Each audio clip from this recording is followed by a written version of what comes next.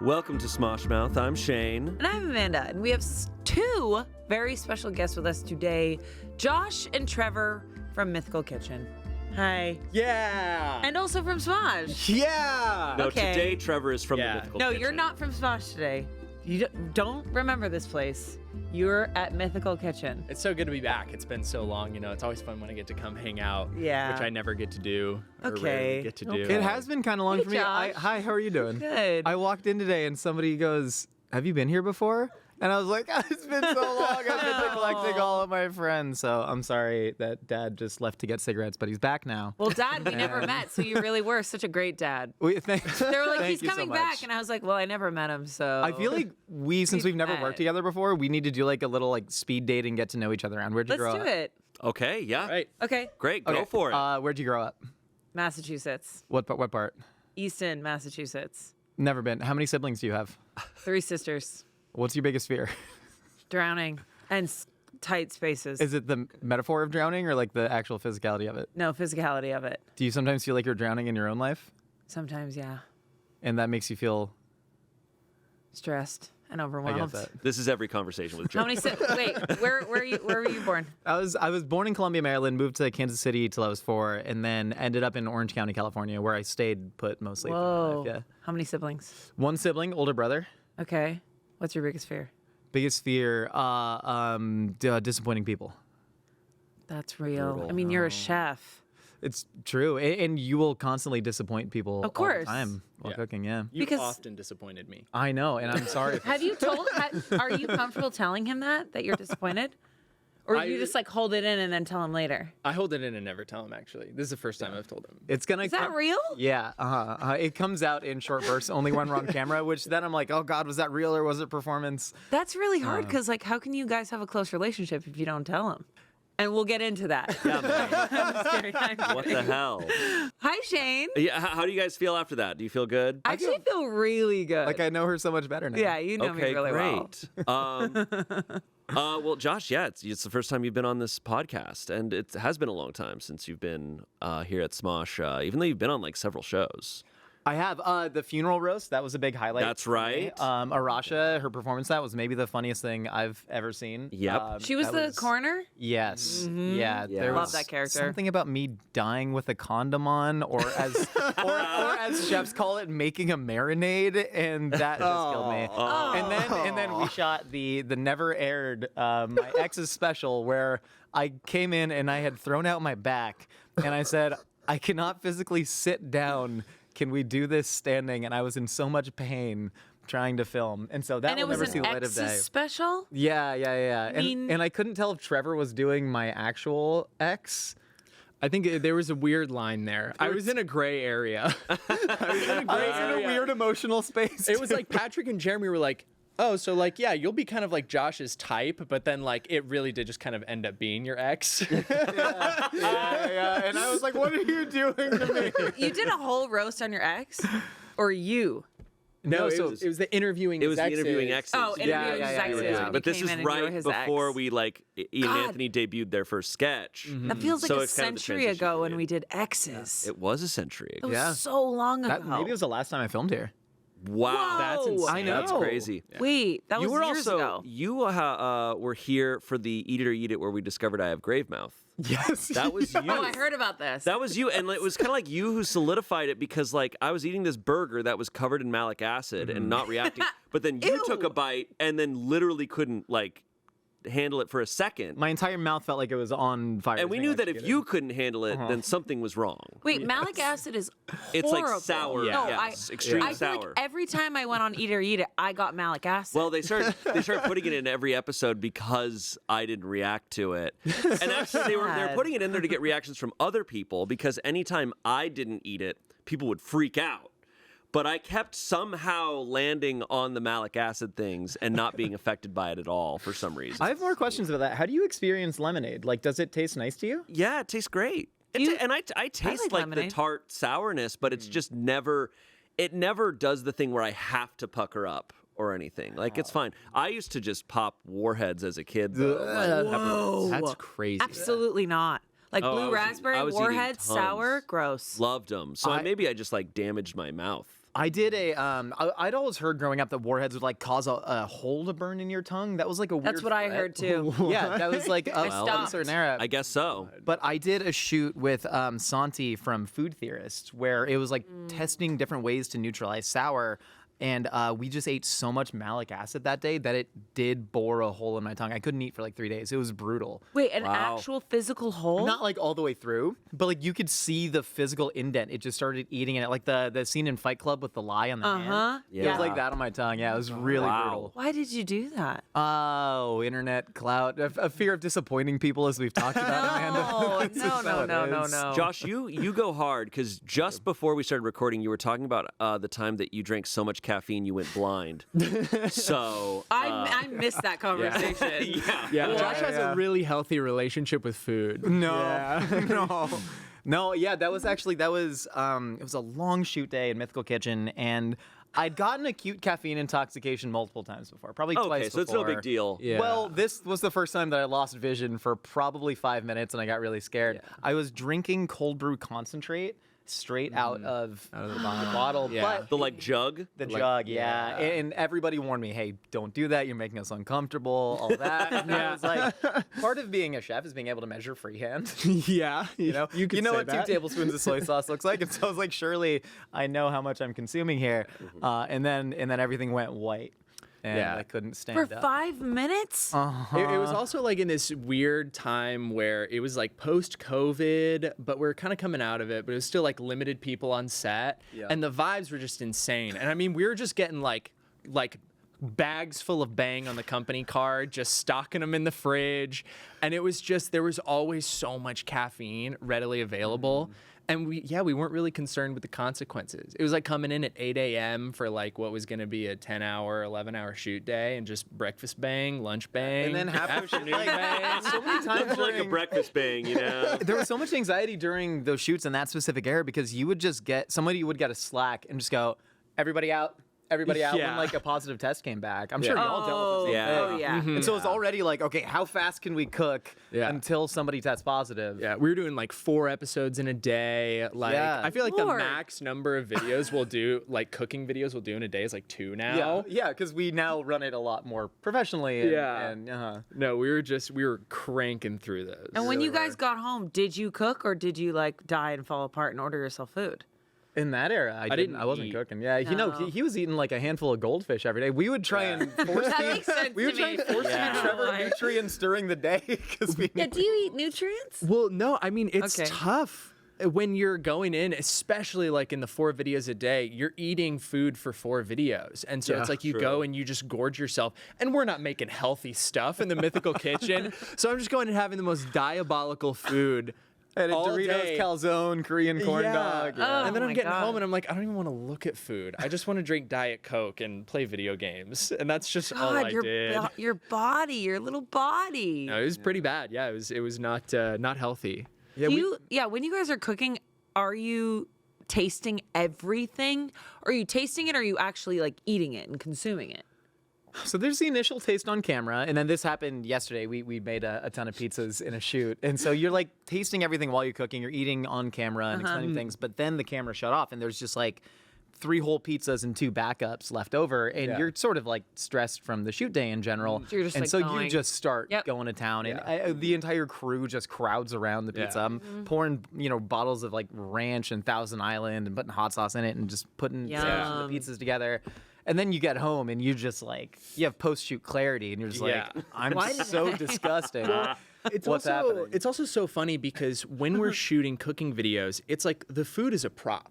I mean, imagine you're like doing a bit. It's like the crutch. It's like you have this thing in your hand, and it's a thing to be funny with. And so when I'm on camera, it's like I'm not even eating the food or like realizing. It's like I'm using it as a prop, as a crutch to do funny or whatever. So it's like it's funny if I just start crying and shoving my mouth full of pizza, and I'm not even thinking about the fact that I'm just like I'm shoving my mouth full of pizza, and then I get done, and I'm like, oh, why did I do that? Like Jekyll and Hyde, you get home and you're just like, who was that? Yeah. Who am I? After eating almost everything on the planet, is there anything at this stage that you're like, oh man, I will not touch that? Like that personally is just too much for my mouth. Or I mean, because I feel like you Yeah. do everything. There's only one barrier left to. Bugs? No, bugs. Oh, we've eaten bugs. No, literally, no, we do it guys, for fun. No, Yeah. guys. Josh made me eat an entire tarantula. That was a different era. Yeah, that No. was. This An is zebra entire tarantula. I did Yeah. not know it was Nope. coming. You lifted the thing, and there was 2 full Not tarantulas. like live. They were dead. No, but that's where I Yeah, draw but they the had line. everything. No. Yeah, Bugs. And I eat bugs for fun, like chapulines. Chapulines are really great. You go to like a Mexican restaurant, they got the deep fried little crickets with the chili salt. We went to Sure. dinner with you, and we did have bugs. There was something. It was the ants, right? Yeah, chicatana ants. Yeah. So Yeah. chicatana And ants. that And, was we had delicious. worms. We had worms too. Oh, yeah. We had sal de gusano. We had a agave worm. So bugs are not there. No. Have you seen Yellow Jackets? I stopped actually after season 1. What a great transition. After season 1, I stopped because actually it made me physically ill, and I didn't like the feeling of like the kind of the torture. I was like, well, what's happening? Who's the real villain in this story? Answers, yeah. I need some answers. I enjoyed all the older actors. Like I was like, oh, Christina Ricci, how cool! And like Hilary Swank is on it now. I'm like, What? nice. Hilary Swank's in Yellow Jackets now? Yeah. Are you watching it? No, season 3 out? I thought you said Yeah. you stopped So watching. behind. I did stop. My sister, keeps up my with it. sister's obsessed with Yellow Jackets, and she keeps going, "Don't watch it," but I'm obsessed. I love it. Juliette Lewis is fantastic. Nicole Maines is fantastic. Juliette Like, Lewis that is whole- incredible. Incredible. Dude, it was such a hard show to come back and like just start into season 3. I'm like, those first 2 seasons, so much is going on, and so much that you have no clue what's going on. So Right, then you stop. just jump back in and you're like, I didn't know what was going on when I was watching it, and now it's been a year and a half since I've seen an episode, and I really don't know what's happening. So I watched season 1 when I had COVID, and I had 104 fever for like 3 straight days. And I watched all of Yellow Jackets while having 104 fever. You're like, I'm state to be there. in. For that. Literally, yes. It was there. actually one of the best TV viewing experiences of my life. Holy shit. Wow. But yeah, I was talking about human meat. No, that's the only thing. No, wouldn't eat. Oh, human. Would not eat. Okay, That is was- that- that was that's the a one reference. Yeah, thing? 'cause That's a they eat- moral thing. Yeah, though. they eat Ella Purnell. In yeah. it. Yeah. Right. Ella wouldn't do that. Purnell? Ella Purnell She's the plays frozen- Jackie. she's Oh, the girl who does yeah. it. Yeah, Oh, yeah. yeah. But you're talking about a moral thing. I'm talking about like, is there a thing that you Yeah, 'cause you do I literally wanna cannot try it? I'm I'm handle? gonna be honest. I thought that you were talking about semen. Oh no, I've eaten like cod semen. You've had cod sperm before? No, I haven't. See, of course you Cod? have. I have. Cod. There's Cod. just Cod there's just semen. nothing. Actually, Cod I like semen. cod. It's called, you should try it semen. It's called shirako. It's a really expensive delicacy. It tastes a lot like uni. It's got this kind of like iodine-y, I milky. love uni. You might like I struggle with shirako. uni. I don't really So- like. Okay. If a food exists, it's because somebody finds it pleasant to eat, right? Yeah. And I think Right. humans are generally so much more alike than they are different. And so, like, if somebody from one culture can like something, I think you can like it too, even if it's not to your taste. So I don't think there's any food I'd that be I open wouldn't to try. it.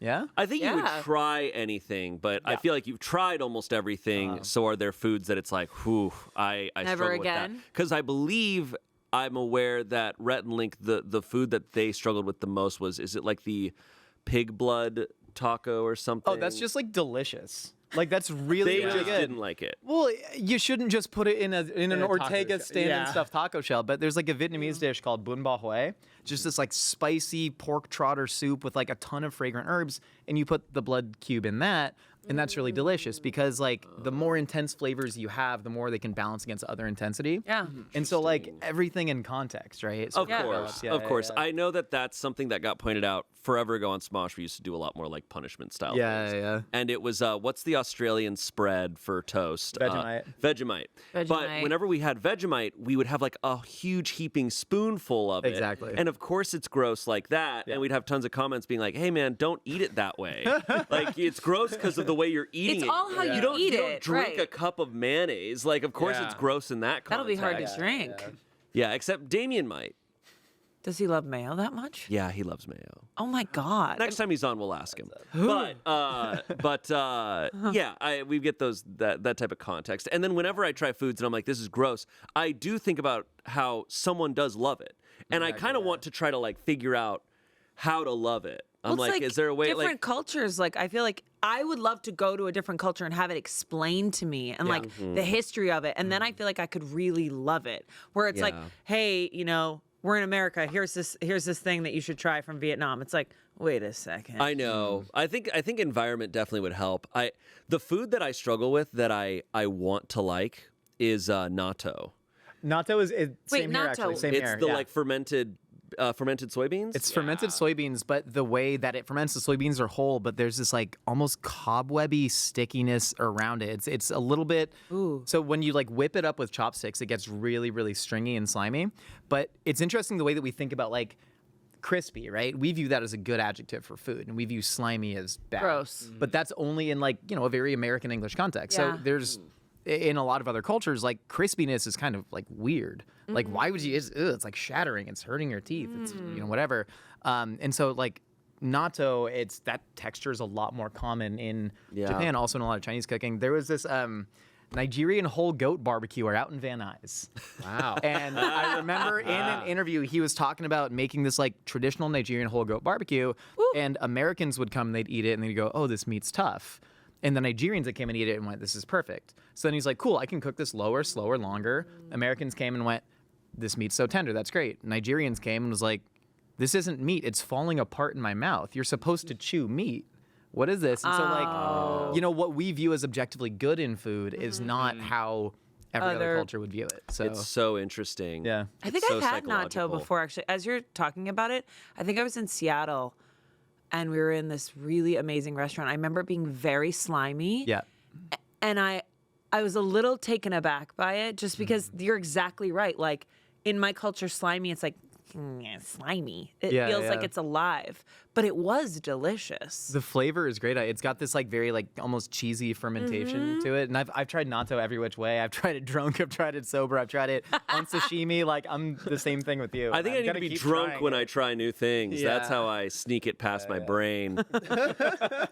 Yeah, it's so fun when you try something and you don't like it, and somehow you find a way to view it differently. Because that's me with like some types of cheeses, like blue cheese. I used to not be able to touch. I was like, this is disgusting. so good. But at this stage, I don't know what happened. Eventually, I had it in the right context or like paired with the right thing, and I was like, okay.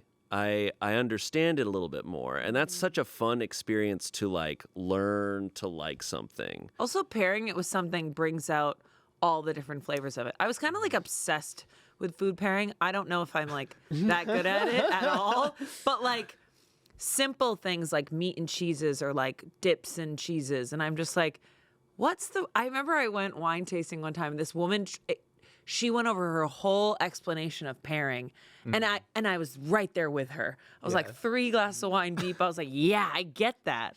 And I left being like, what did she say? She was like, salty sweet? What did she say? It's like the scene in Ratatouille where he like gives his garbage eating friend, her brother, just like the grape and the cheese, and there's like this scene with the flashing colors, and it's Yeah. so beautiful. Yeah, for me it was honey with blue cheese that finally made it work.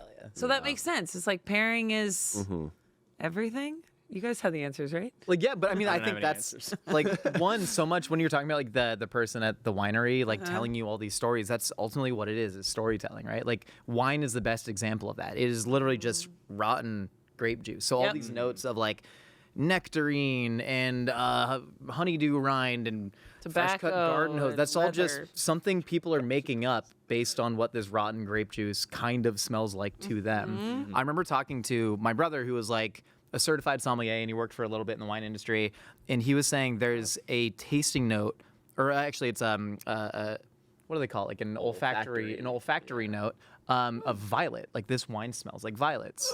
Violets are an odorless flower. Violets don't smell like anything. Funny. But But you our can kind mind of makes it up. yeah, and you would say, "Oh, beautiful violet aroma. Check that out." And then you go, "Oh yeah, I smell violets." But you're sort of paying for that storytelling, that human connection, the connection to history, because wine is thousands of years old. And like that's it. It's smoke and mirrors, but so is life, and I kind of love that about That's it. kind of why I love wine, because it's like there's a funny comedy to it. It's kind of like bullshit. It's like when you wine taste with your mom and you're like, I know this is bullshit. When she's like, grass, dirt. Oh my God, it's like salt dirt. I'm like, okay. And the people like the somms who work at the winery are like, it's a little bit like a stripper, where it's like they're paid to be nice to you, right? Because they want you to spend money, like 100%. It's like, and so you'll say like, it smells like dirt, and they're like, yeah, it definitely good does. nose. You know, these grapes that actually up. grow in dirt. Oh, who picks that up? Wow, good nose. You must know a lot about wine. And you're like, wow, I drink a lot of wine. It's really all So when you you say. pass the Psalm test, it's just other Psalms determining whether you like do the bullshit correctly. Kind. like I they imagine do it's like getting into the magic castle as a magician. You You're know? like, how did I get here? There's so many magicians before me. As long as you sneak past the other magicians there, then you're in. and Same you're thing now- for being a Som, yeah. Yeah, it's exactly the same. Magic Castle. I feel like there's a lot of people who live there in like secret walls. Have you been in there where you're just like, what does this door lead to? And it's a whole family like, hello. For people who don't know, in LA there is a castle in the hills called the Magic Castle, and it's where every magician strives to work. Yeah. It's a magic castle, and if you're a magician, which there's a lot of magicians in LA for some reason, Tons. it is it's the SNL of magic kind of here in this city. That's where you want to work, and you can only get invited via like someone else. Via someone right? else. And also as a guest, you Yeah. can only get invited to go in. Yeah, you can't just walk up to the magic castle. I've never been. No. If you do, if You haven't? No. I've never been either. Wait, I've never been either. Are you the only one that's actually been? I guess I'm the only one who's ever been. So a guy that I did Groundlings with was a hilarious comedian and also an unbelievable magician. And him and his girlfriend did magic together, and he was so good. And he's kind of like this. He has this whole like old Jewish man act that he puts on, and it's not an act. It's like definitely who he is. And he, It's not an act. it's not an act. So but such it's a like, funny character you're doing. it's such a good character. But like he does magic based on that, and he's like slow and takes his time, but it's so everyone's like, and he invited us one time, and I was like, holy shit. There's like rooms and bars from like years and years and years ago, and you have to get the food, and you know the martini glasses are like tiny and freezing cold, and the steak's pretty good. And you're just like, where am I? I feel like they're like 90-year-old ghosts just like roaming. It's such Probably. a bizarre. It feels like the whole thing is like carpeted, like wall. I can't really describe it, but you have to go. I guess we have to I know go. you have to get invited, but like Don't you just kind of wander around in there too? you usually go for the food, or you go and like sit and have a drink, and then you wander around and try to like wait in line for the different shows. So like there's like all these little like rooms that you like that are kind of hidden, and you have to wait in line and get there in time, and then you go in, and then magicians like put on a whole show. But you don't even have to do that. Sometimes they're just walking around, and they'll be like, "Hey, you want to pull a card for me?" And you're like, where did you come from? What's that door? To me, it's so like funny. It's like how you're talking about with Soms, like making you laugh. It's like that also makes me laugh because there's like they're dressed up. You have to be really dressed up. You They yeah, don't dress right? you Yeah. in. You have to be like in a suit. So everyone's really dressed up and pulling cards, and it's kind of funny. Magicians are such a specific personality. Like every Yeah. magician it's like, yep, They're you mysterious. know. Are they? I don't know. I don't think magicians are too Arguably the mysterious most as like. Here's the thing. I feel like they go home to their couch and they're in like their sweats and they're eating chips and they're like, what's on TV? And then they put on a suit and they're like, here we go. Time to impress. You tweeted something about how you're so polite that even if a yeah. magician pulled your wrong card, you just go, haha, yeah, man, that's it. No. Yeah. Which is kind of my No. fundamental problem with it. That's What? I don't feel like that. I feel like I have to manage their emotions because I want them to succeed. Because if they fail, then it's going to be. It's never You know what I happened. mean? It's never happened. Disappointing with a thing. magician, Anxiety. But if a magician did up on the trick, I would pretend. I'd feel so bad. What? I'd I feel would be really like, that bad. is not my card. I'd be like, it's on my card. Fuck you. No, I'd just be like, I'll give you another chance. I feel like there's this pressure because I feel like every time I get approached by a magician and they're doing a card trick, I'm like, I know you're gonna have the card. I've never had a magician not like someone who's like a Same. professional magician not pull the card. And so I feel like there's this pressure to be like amazed by it at the end where I'm like, oh my God. Yeah, But like the whole time I'm like, I know you're gonna get my card. I Like, know you're tricking. Guys, you gotta know. the only Don't real put that much magician is David pressure. Blaine, and his best trick is where he just eats a wine glass. David There's Blaine. no trick. He's just eating a glass, and it messes up his teeth really bad. I've yet to in I person. love David Blaine. That's real magic. I haven't actually seen much magic in person. Like I've seen like little card tricks where I'm like, okay, I understand the like deceit of it all, but I've yet to see a magic trick in person that's like those David Blaine levels. Yeah, like the one where he like has a card and he like throws it at a windshield and suddenly it's like in the glass. Yeah. I want to see something like that. You're in gonna person. see it at the magic. Did you frickin- see what's do you know what the craziest magic trick you've ever seen is?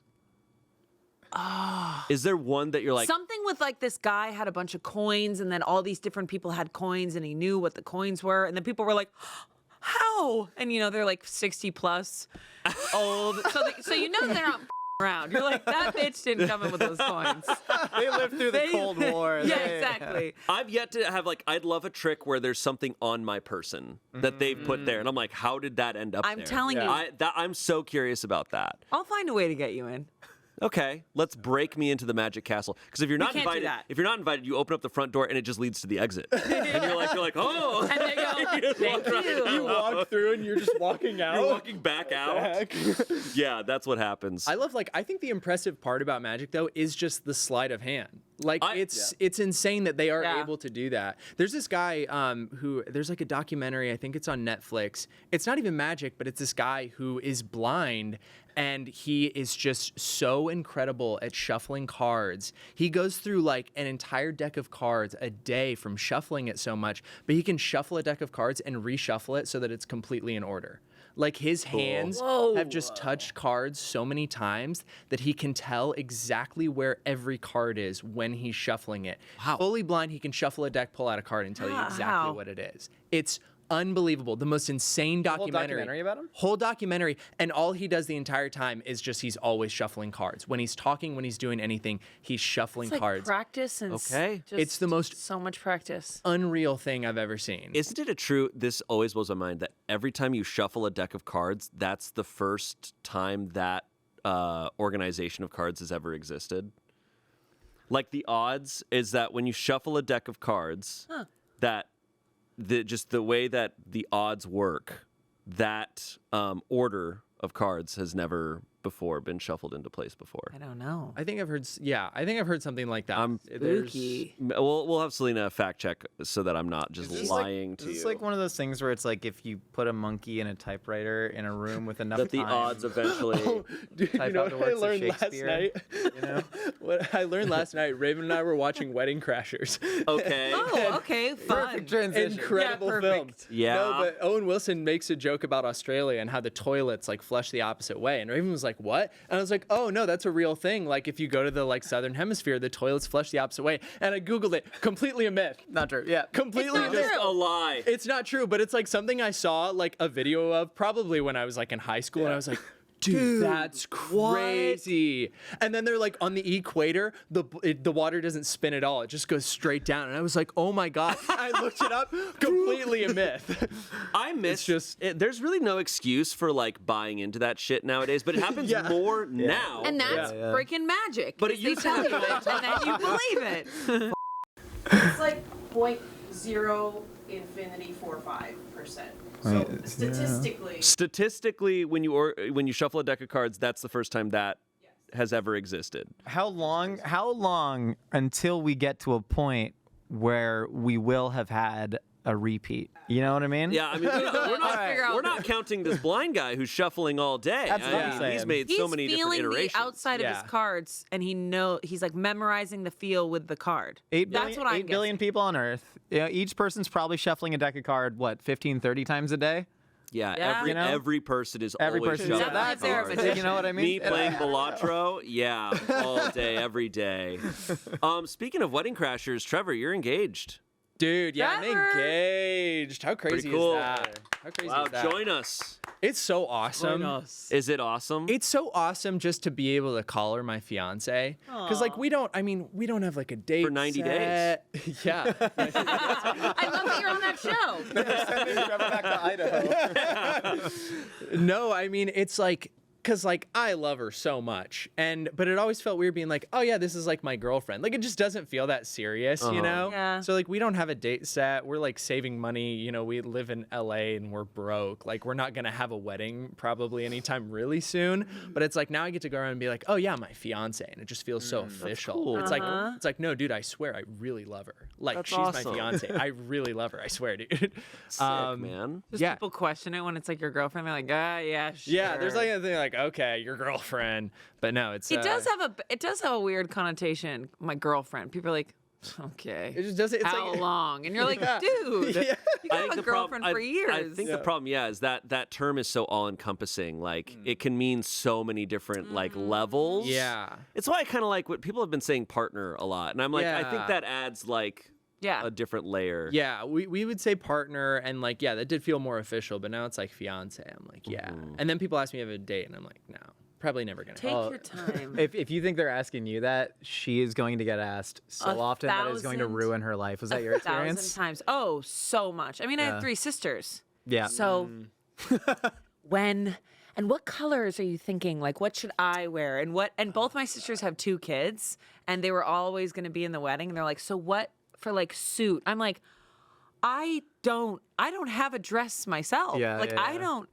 I think I like learned that I feel like people in life, it's like the next question that they should ask. Yeah. Like they have like a book that's like how to be social when it comes to this stuff.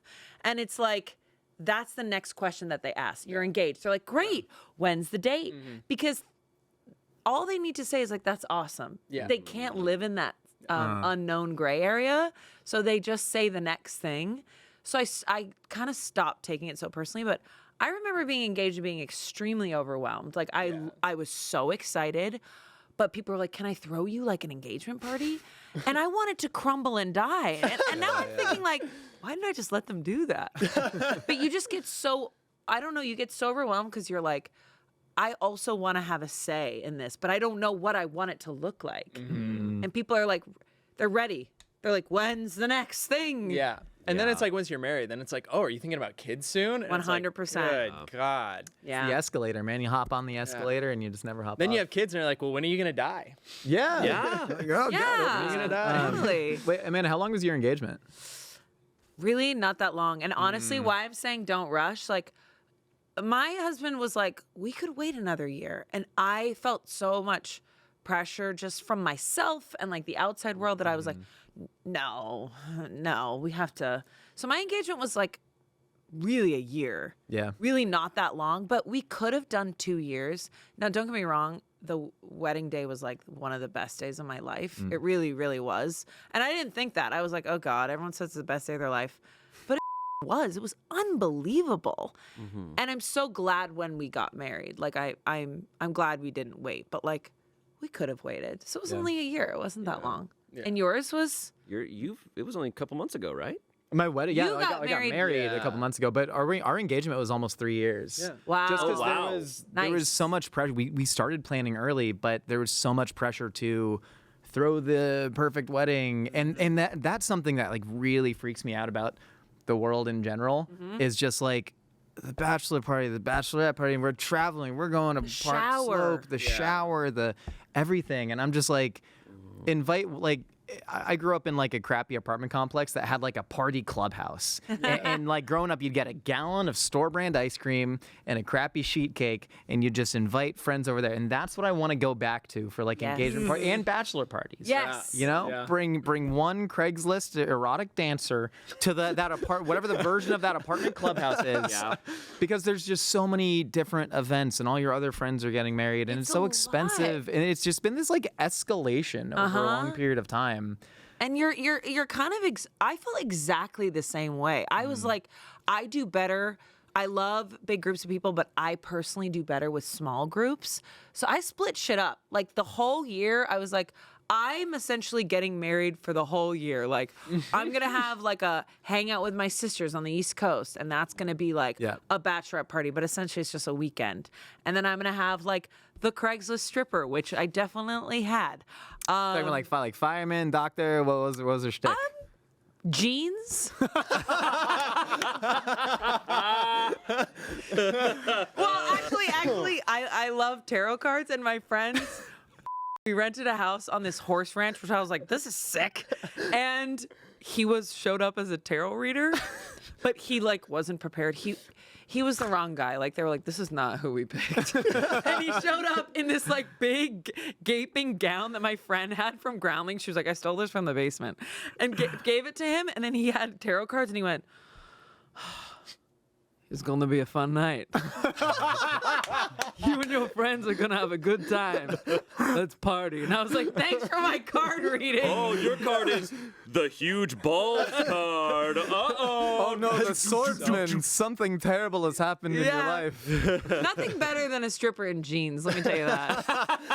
The movement was funny. It was like he was a snake. He was like he also was a little injured. I'm not really sure. Oh, no. The only time my friends have earnestly gotten strippers, and it was from Craigslist, they were lovely, they were from Bakersfield, was when I won our fantasy football championship 2016, and they were dressed like Guy Fieri. They had That's awesome. My buddy put together the costumes. Stop. I swear, they had the Fu Manchu mustache, everything, and Hell yes. put out a giant tarp, and they poured 5 gallons of barbecue sauce on me. Stop.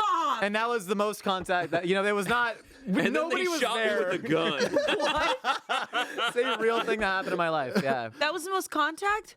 Well, yeah, we did. I mean, none of us were like there for, the actual like stripper part of it. We were more there for the Guy Fieri of it all. I was like flipped and like slammed on my face. I was like, ow. Holy shit. Yeah, That's awesome. You don't know where to go from the barbecue sauce. And there's a whole like Guy Fieri, much. like there's like a trapped out Guy Fieri song of just him saying like, "Welcome to Flavor Town," and they danced to that. And so Stop. But that was not the bachelor party.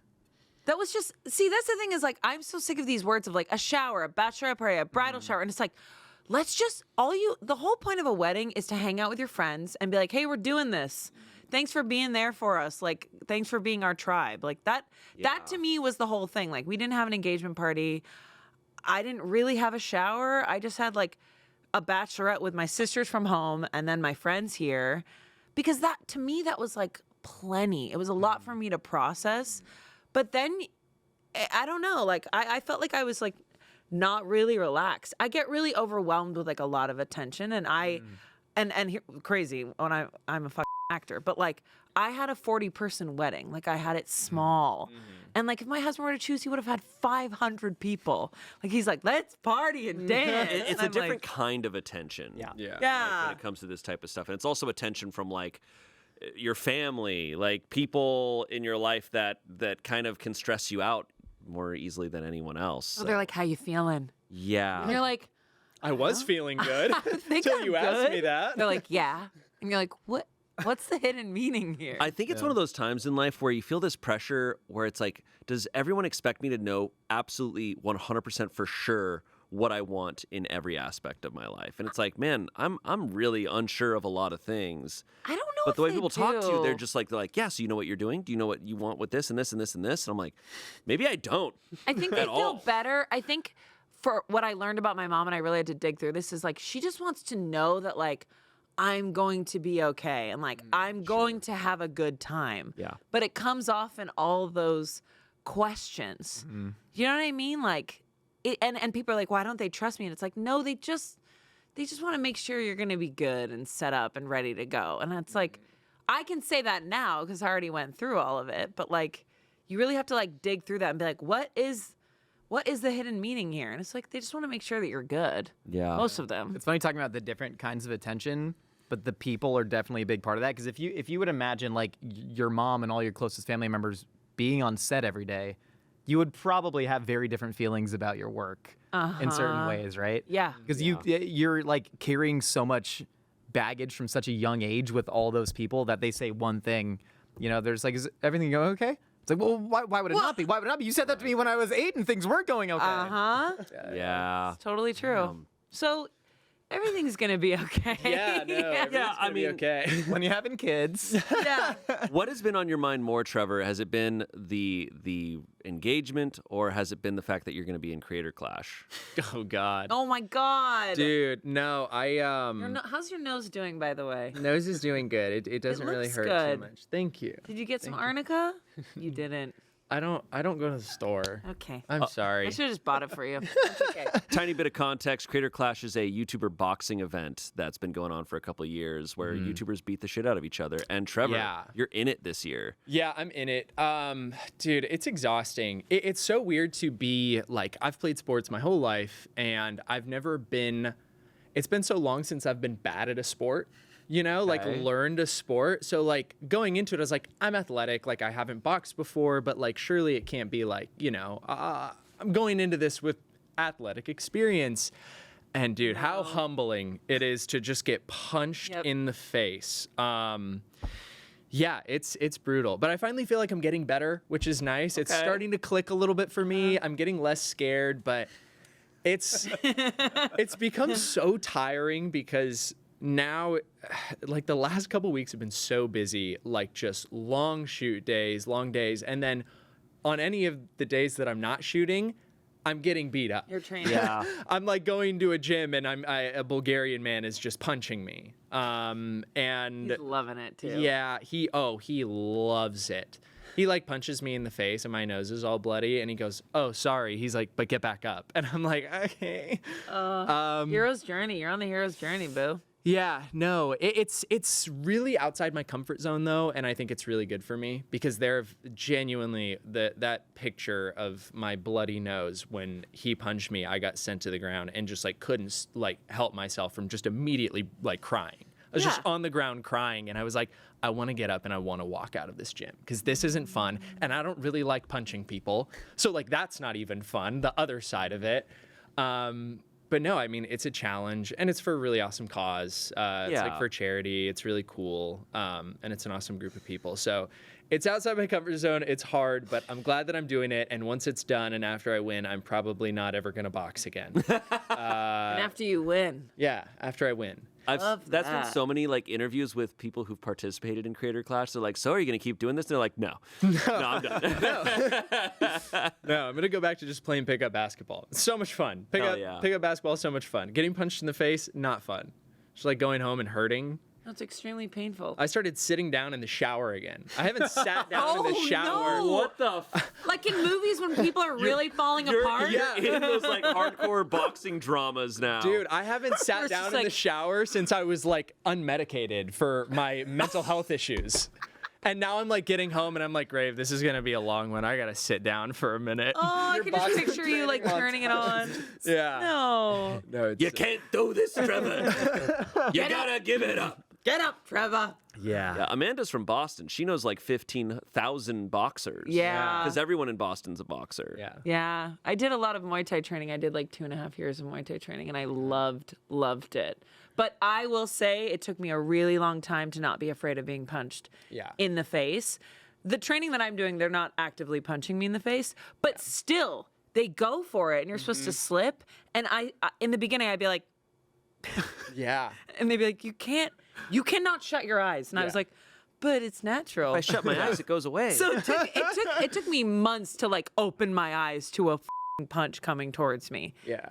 No, and that's what It's scary. He's like, you gotta have a poker face when you're in there. He's like, you can't flinch, you can't look like you're getting tired. Like you just have to sit there and see a punch coming at you just straight faced. Yeah, no, it's a whole different Kind of ball like game. wedding planning, you know what I'm saying? Mm-hmm. Just focus on Creator Clash for yeah, now. it's the same thing. I could see boxing being fun as like a casual workout where like I'm Totally. going in and I'm getting punches in on a bag. Like it is tiring and it's a full body, like it's everything. Good cardio. But yeah, I sparring and just getting hit over and over again. And you get to the point like it's so tiring. And when I got my face like really punched, we were doing 4 3-minute rounds of sparring and that was in the first round. So then I had to go 3 more rounds, just blood pouring out of my nose. I was also like kind of sick at the time, so it was mucusy and like there was just like snotty blood hanging out of my nose. And I'm so tired to the point where I can't even throw punches. And I'm like, I just have to get through this last couple minutes without being hurt more. And Grisha, my coach, literally, he's like looking at me. He puts his hands down. He's just like, just punch me. He's like, just punch me. He puts his head down. He's like, just punch me. love And I'm this just guy. like punching him. He's like, see, if you punch, he's like, that's why you keep your head down. It doesn't hurt if you get punched up here. He's like, just keep punching me. And I was like, I just want to go Why do I home. love this guy so much? Like, this is It's great. such a specific personality type.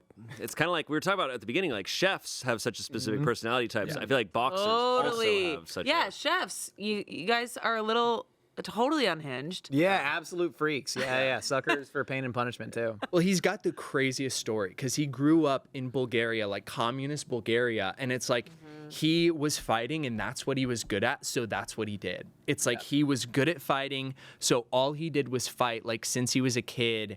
And he's just telling me these stories about, like, him, like, he's, like, the jump roping that he would do with, like, a hose because he didn't have a jump rope.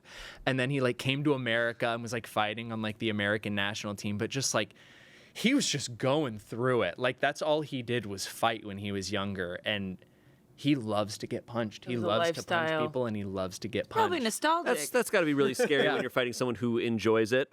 Yeah. When it's like, yeah, punch me. That's what I feed off of. Yeah. I know. No, he pulled up this YouTube video. I was like, check it out. And it was like this like professional, like famous boxer. He's like, I had him punch me. And he shows this YouTube video of just like this professional boxer, and Kuschner's just there shirtless, like holding this pose, just getting rocked in the body by this guy, just and he's like so proud of it. I'm like, dude, why would you want to do that? Watch me get beat up, dude. Yeah, I get punched in the kidney once, and I'm like, I gotta go home. How many people has he shown that video to? Like at a bar, he's like, watch me get punched. Dude. Check out this video. Yeah. I'm getting punched. That's cool, man. All right. Can you feel yourself getting tougher? Like, can you feel that level of progress? Because that's like the fun part of sports and hard endurance training. Yeah, no, I definitely do feel like every time I get punched, it does feel like a little bit less like it hurts. Like I'm more ready for it. I'm expecting it. It doesn't take me as long to recover. Even within those 4 rounds, like after he gave me a bloody nose, like he got me in the face more. It wasn't like he was like, all right, I gave you a bloody nose. I'm just going to try and hit the body. Like he kept punching me in the face. And it was like every time I was like, I just got to get back up quicker. Like I got to get back up faster. And I'm just like, all right, keep going. Just waiting for that timer to go off that the round is over. Cause no, it's crazy. And so you'll be training for the next like few months. Yeah. This is just the beginning. Yeah, this is just the beginning. And it's only going to get tougher. I mean, it's going to get worse and worse. Yeah, he's just going to keep punching me harder. But I will say it's nice to know, like in the back of my head, that the person that I'm fighting, and honestly anyone that I will spar probably until the fight, cannot punch me as hard as he did. Sure. Like he can't, nobody's going to be able to like hit me and put me through as much pain. Like he's so fast. His hands move so fast. It's like everything that I know about the sport once I'm actually sparring just goes out the window. Yeah. Sure. Like I can like slip and have defense and like block punches as much as I want when we're doing like glove work and stuff. As soon as he's in there and throwing those punches, I'm like, I can't even see what's going on. Like I can barely throw punches myself. It's meditative. It's like you have to tap into something that's really focused. And I feel like that takes years and years and years to do. Yeah. Very cool. No, it's like Trev. practice. Yeah, but it does feel good to get better. I was even like talking to him yesterday when we were training, like something clicks and it's like, oh, this footwork thing clicks where like I can feel the punch getting harder because of this thing that I figured out how to do with my body and feeling more comfortable, throwing more punches and more combinations. Like it does feel good to get better. But you know, then when I fight against him, I feel like an idiot and I feel like I can't even do anything, but I feel like once I'm in there against someone who like is the similar skill level to me, everything's just gonna like slow down, you know? Cool. No amount of pain that he's put you through can compare to the amount of pain that the Soviet government put him through. You know what I mean? You think about that. That's true. And keep that in Think mind. about that. Think about You that. know? No, I do. He often reminds me. I was going to say, how much does he talk about it? Oh, all the time. I was all gonna the say. time. It's awesome. I encourage it. I'll just ask him about it sometimes. I'll just be sitting there just doing like 200 crunches, and I'm like, so tell me a story about when you were young. Tell me the Soviet Union How was stories. Gorbachev? Another thing that's coming up, because I feel like you guys have so many things coming up, is your live show. You guys have a live show. We have a live show, which Trevor April knows 3rd? nothing about. April 3rd, 7 p.m. Pacific time, live with Kiswe. Kiswe's our Cool. partner on that one. And Trevor's competing in it, Yeah. which means that Trevor doesn't know much about it at all. He knows when to show up, and he knows that he's wearing a cool costume. Mike Tyson is going to come out. That's actually Grisha. He's going to put you through. No, but it is a cooking competition. It is the hardest cooking competition. It's going to be all 4 of the kitchen. It's going to be Trevor, it's going to be Lily. It's going to be V. It's going to be Nicole competing against each other for a grand prize that is a secret right now, but it will be revealed that you are like you are genuinely going to want to win. No, Annalise asked me. She was like, "Do you have your passport? Like, is your passport up to date?" And I was like, "Is this like a joke? Like, is the winner actually gonna get That's like such a funny trip thing to ask someone Wait. at any point. Yeah. It's like, is your passport up to date? I mean, the only reason to ask for a passport is because you're going somewhere. Yeah. honey. We're gonna punch it to the moon. But no, it's basically, I have had to do so many very fun, but also very dumb and very hard things throughout Mythical Kitchen that has all been produced by all the Kitcheneers. And so now I'm turning the tables and I am going to run them through the hardest cooking test possible. We have some really fun surprise guests coming up, and I'm going to be drinking. Emily, who is one of the funniest people I have ever had the chance to work with, Emily Fleming, is going to be the bartender throughout this. You're going to be drinking, and you're hosting, and also telling them exactly what they need to do and judging them. And then also going through some physical challenges myself. Yes. Physical? Yeah. Do you plan on getting like drunk? No comment. He just said he went go- blind he went from blind cold from brew caffeine, concentrate. so we can't really trust him. Moderation is not my strong suit in anything. Thank you. Have you been drunk on a live show before? Because Rhett and Link have done that type of thing before. Trevor, have you ever been drunk during a live show? I couldn't say. I'm pretty responsible at work, generally speaking. Nothing comes to mind. No, nothing comes to mind. Okay. There was you did we'll pour keep a that. lot of olive oil on me during the Good Mythical Evening. Obviously, we've done Good Mythical Evening, Yeah. that live show, and that one's a Yeah. lot more sexual than this one is. Because Rhett Yeah. and Link can Okay. do that with each other, and it's fine because Sure. they've known each other. Everybody knows that lore. Yeah. But Yeah, I have but I oiled was- you up. Oh my God. yeah, we got a lot of olive oil on that set during a live stream. That was a safety issue. That's fun. But this one going to be slightly less sexual. Incredible. less. Thank so you so much. the physical challenges that you're doing are going to be less sexual. Yes, And I love that. So you're going to be, that's great. Fantastic. So you're going to be covered in barbecue sauce in the middle. Yeah, correct. And they're going to be That's at not their, sexual. That's sensual. That's Oh, different. that's sensual. That's for That's fair game. wedding. So they're going to be like in their own different areas. There's 4 of them. Yes. And they're going to be in their own different areas, and they have no idea the challenges they're not even slightly prepped. Not even slightly prepped for the challenges. No, and we are at some point, I'll give you some of the lowdown. At some point, we are going to divide you up, and you will have to compete one-on-one. At points, you will have to compete all 4. It's effectively like Mario Party, I just realized, but in real life. Well, Trevor knows Mario Party. Yeah. But he knows Just a how bunch to of lose mini Mario games. Party. Yeah. I'm really good at losing Mario Party. And there is going to be certain elements of deception and backstabbing, trying to sell your teammates down the river. We were inspired by a lot of the great TV shows of our generation: Squid Game, Survivor, Cutthroat Kitchen.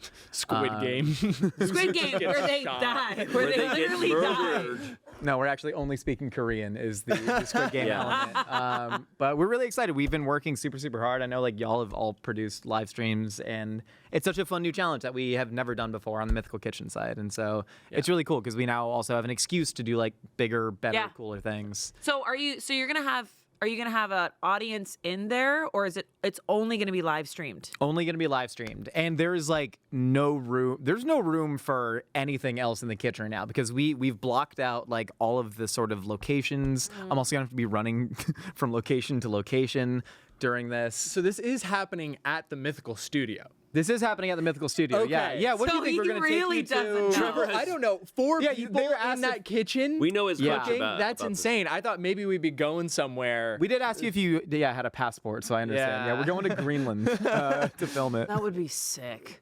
Little traders action. Go to Scotland in a That's- castle. That's even crazier. That kitchen is so small. Like when you actually like put 4 people there trying to cook, that's tiny. A fun gonna be fact of frantic. lore is a lot of old Smosh sketches were shot in what is now the Mythical Kitchen. Yeah. Like you watch like every Domino's ever, it's like that was shot there. Oh my God. We used to I film. was in that. Yeah.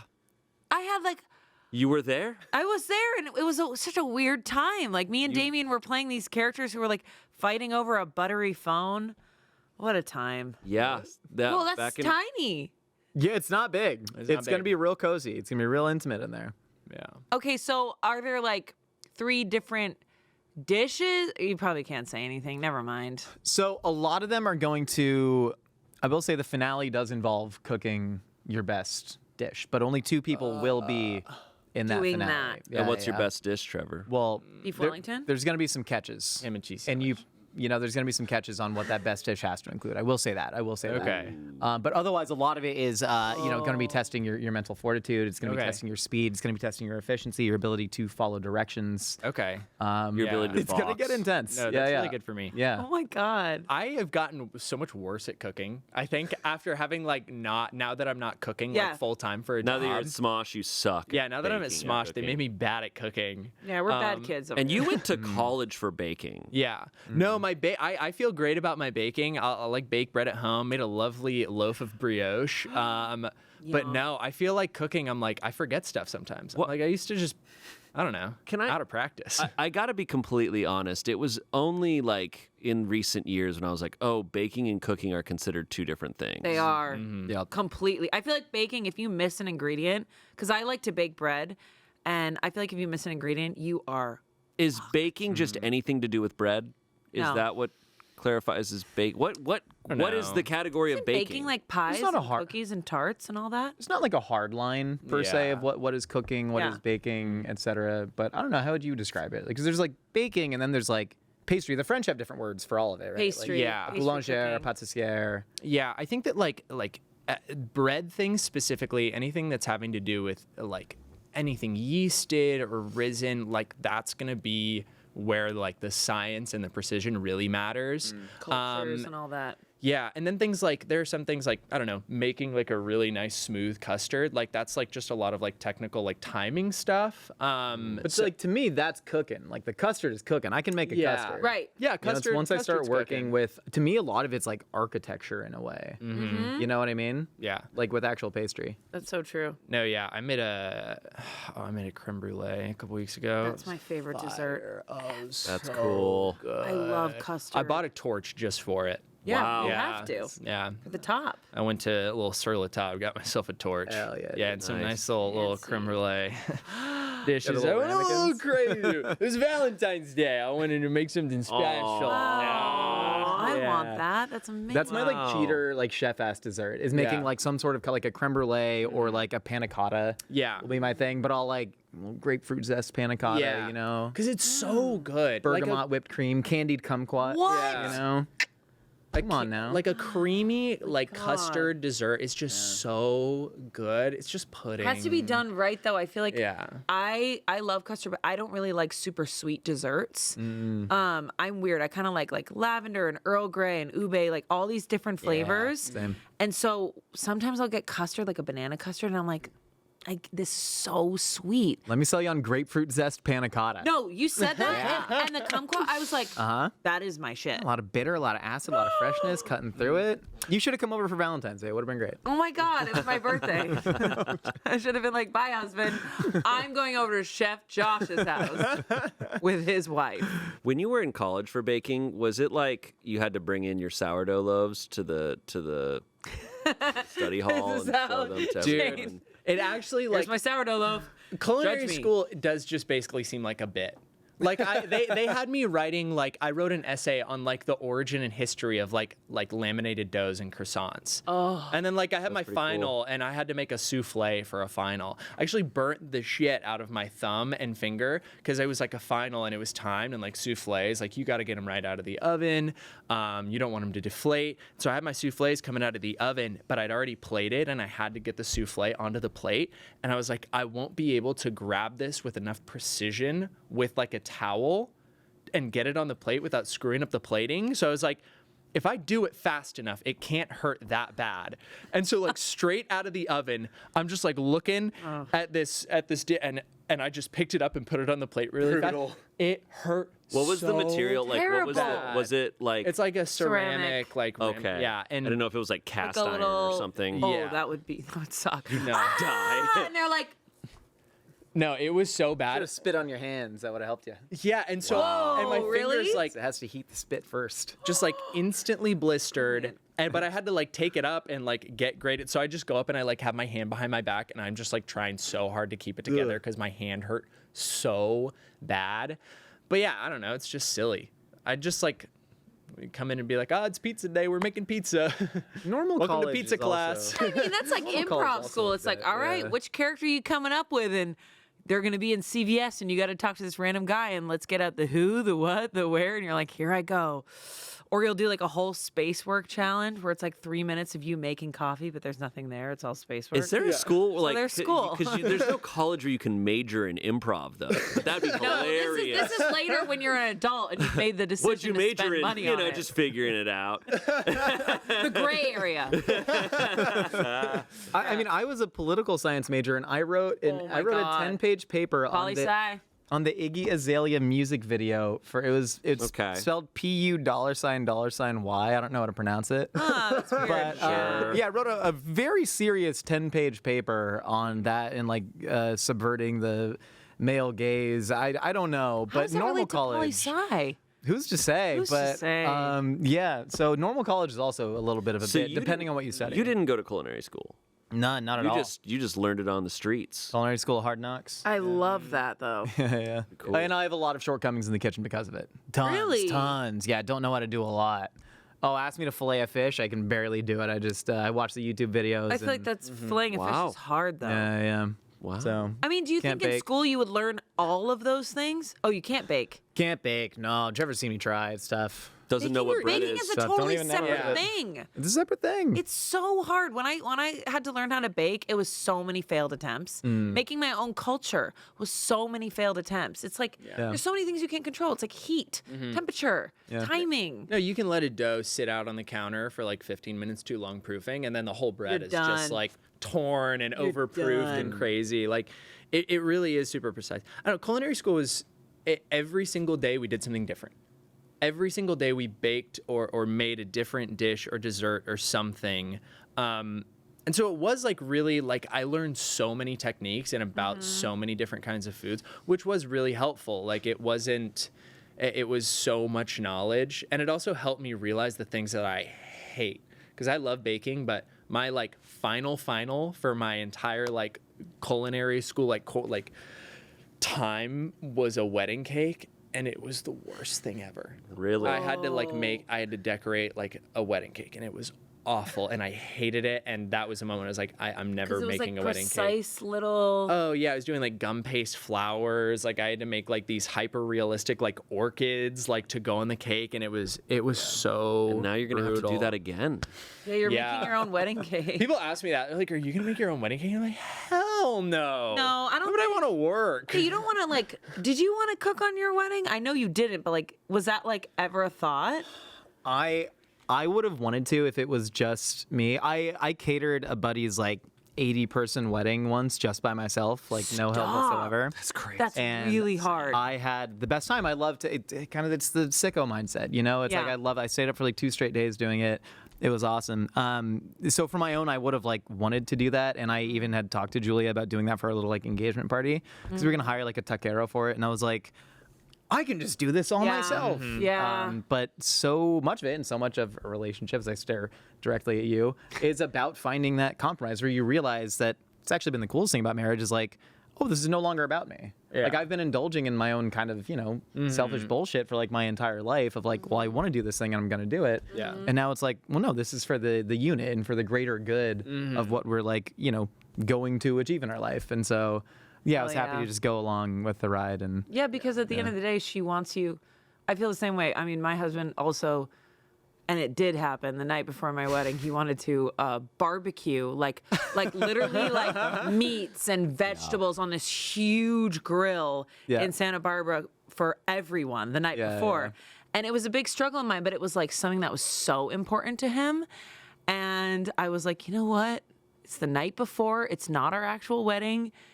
You can do it. Did I see him that whole night? No. But was he so happy? Yeah, Every picture of him is like, and he has like just so much meat and like vegetables. And I'm like, okay, well, I can't take that away from him. Like, Yeah. But on our actual day, I could see because she wouldn't ever see you. exactly, yeah. She wouldn't see you. And you'd be up all night thinking Yeah. about it.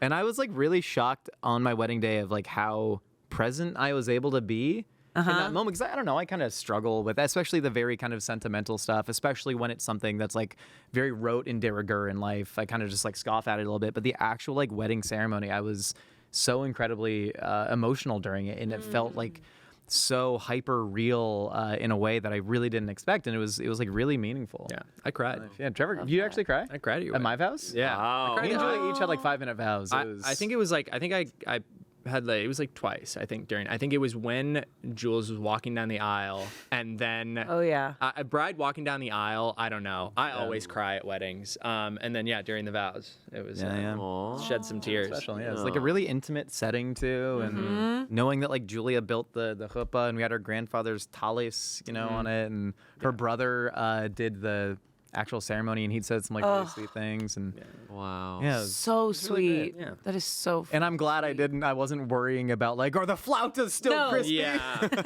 Yeah, exactly. I also had a cocktail. Cocktails during the ceremony. Whoa. Yeah, well, that was something Oh, we it made was sure that awesome. nobody. Brilliant. You have a penicillin? Yeah, the penicillin. Favorite cocktail of all So time. good. Favorite cocktail You had of all time. cocktails during the ceremony? Yeah. Yeah. I That's made awesome. Well, we got married at the same place, different times. Did you really? Completely. Oh, Yeah, I didn't know that. We got married Yeah. at the courthouse. I got Santa Barbara courthouse. But I just mean I haven't been They to many didn't weddings. have cocktails. Well, You I haven't weren't been to allowed. I haven't been to many weddings where there's any drinks during the ceremony. I think it should be a must. Now that I'm like, was That awesome. was like on our list. We're like, we don't want anyone to ever feel like they wish they had a drink in their hand and they don't. it's so much better because it really is like that the ceremony part, and I love the ceremony when you read your own vows and all that. But it's like with a little cocktail would be just so nice. And every wedding we'd been to, we're just like, we're sitting there during the ceremony and we're like, God, I wish I had a drink. You know? Yeah. Yeah. Damn. Damn. I know. Damn. Damn. Well, we weren't allowed them. That was like the biggest thing. They were like, no champagne. Do not drink. anything.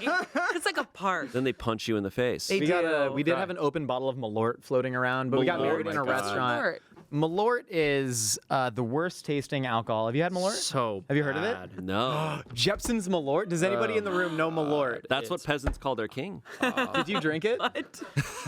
No, I didn't drink it because I've already drank it, and I had multiple people at different points come up and be like, "You want some Malort?" I'm like, "No, go away." What is Yeah, this? it's from Chicago. It's one of those liquors that I believe the two main flavoring agents are mugwort and wormwood, which just sound like Harry Potter So it sounds characters. like Jägermeister. But imagine that mixed with just like pure ether and like gasoline. Why it's is it a awful. A thing? friend brought it to the wedding, and we just started like taking handlefuls of Malort. It was on New Year's Eve, and I think a lot of people. Did you stay through midnight?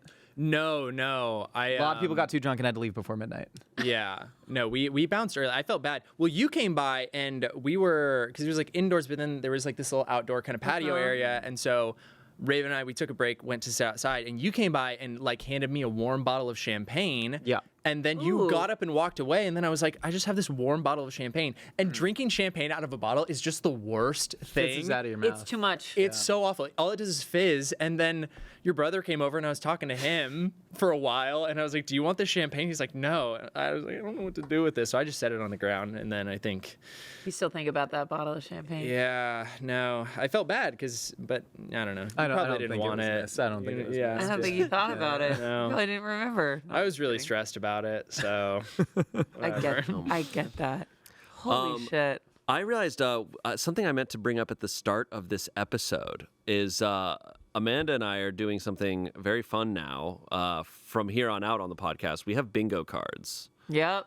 So this has started at the beginning of this, right? Of just there are things that Amanda and I tend to say in every episode. So Selina now has bingo cards for each of us. Ooh. Oh, wow. That have a bunch of traits, Oh. and I think things have already been X'd off. We're not allowed to know what's on the cards. We're not allowed to know, but Not specifically. no, we did Okay. like a whole Until one of community us post wins. about it too.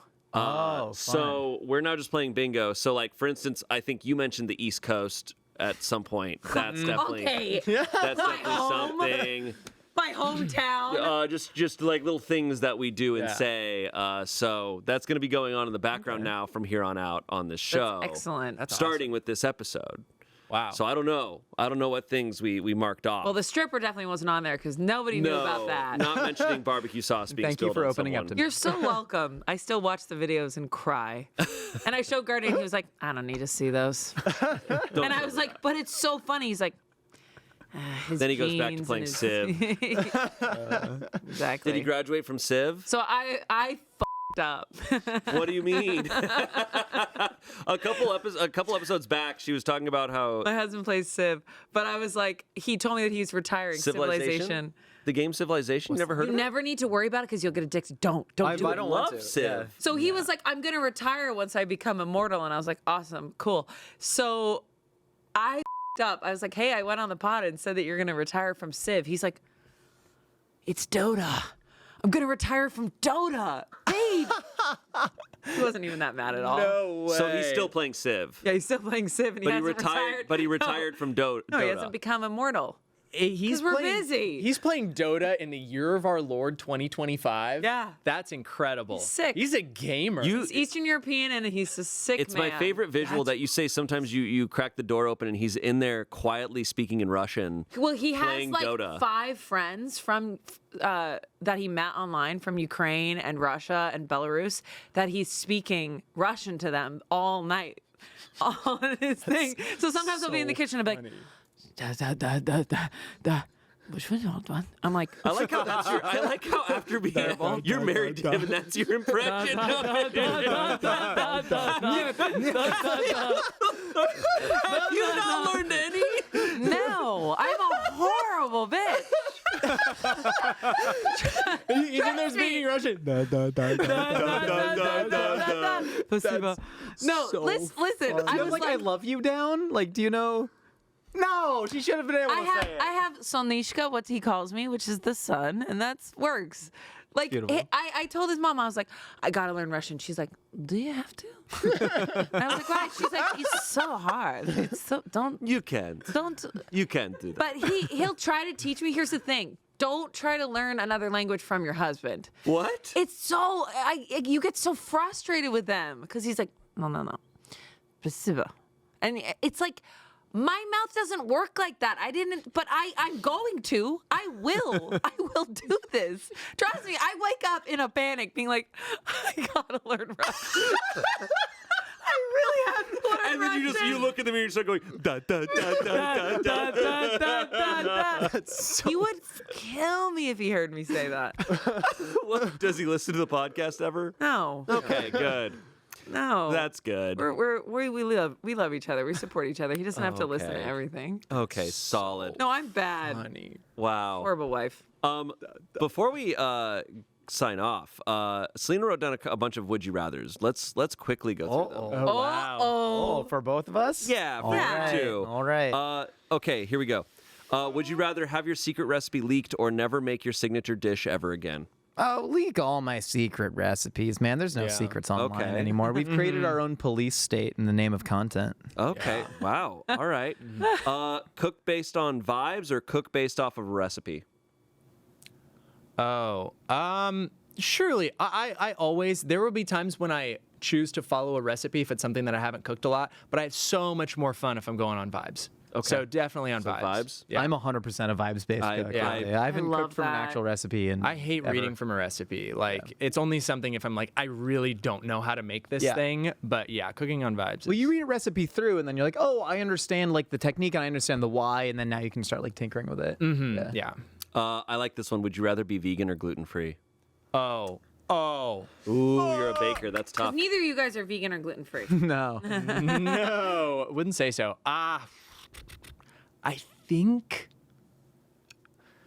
I might rather be vegan. I knew you were gonna say that. I think I like to bake. love sweets and desserts and bready things like too much. And I know that they're like really, we've made so many advancements in the world of like gluten-free technology, but it's still just like, I think I would really miss it. We have a couple gluten intolerant people in our office, and so we always have gluten free options. And I'm amazed how many gluten free options there are Yeah. out there. Yeah. They've really cracked the code. Crack the code.